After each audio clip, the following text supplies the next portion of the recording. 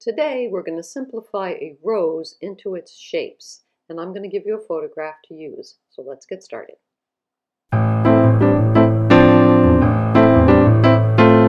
Here's the rose. It's a Fiesta rose that I bought from the florist. I can't grow these. And I thought that it had lots of interesting shapes, as well as the cone of a rose, which is very different from a peony. Peony is very much more like a platter. So in order to get started, what I'm doing is I have to simplify shapes. My finger on the photograph is showing me where those light shapes are, and I'm finding them. And that's what I'm doing with Naples yellow right here.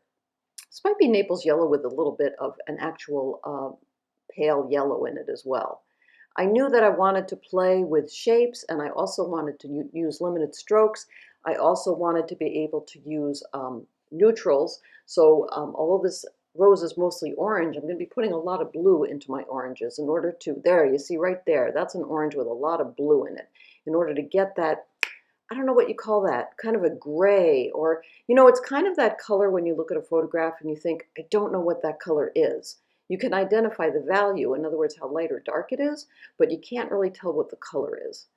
And there are some of those places that happen. Usually it's a cast shadow of some kind, or I shouldn't say cast shadow. Usually what it is a shadow shape that happens that is not cast, but instead comes up from wherever the darker shadow is. I don't know what you call that. Maybe there's an art term for it, like a secondary shadow of some kind. And that's what's happening a lot in this rose. That's what took a lot of concentration here.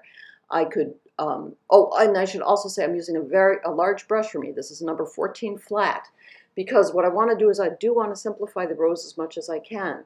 So there's lots of things going on in my head. I'm thinking about what colors I'm mixing. I'm thinking about making sure that I mix with neutrals so that there's blue in that orange as much as I can, and yet still keeping it in the light range, because as soon as blue enters the picture, it can tip it over into a darker range. And I want everything to be a pretty high key.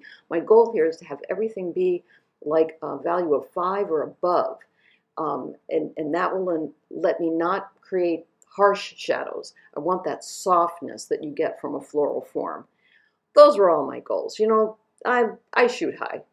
What can I say? Because I enjoy doing that. I've dried things, and now I'm going back in and concentrating just on the darkest darks. Now the darkest darks here are probably, yeah, I know what they are. I use vermilion, so I'm using green in that red in order to dull it and darken it down. And so because I use, did I say vermilion? I meant viridian. Yeah, viridian green.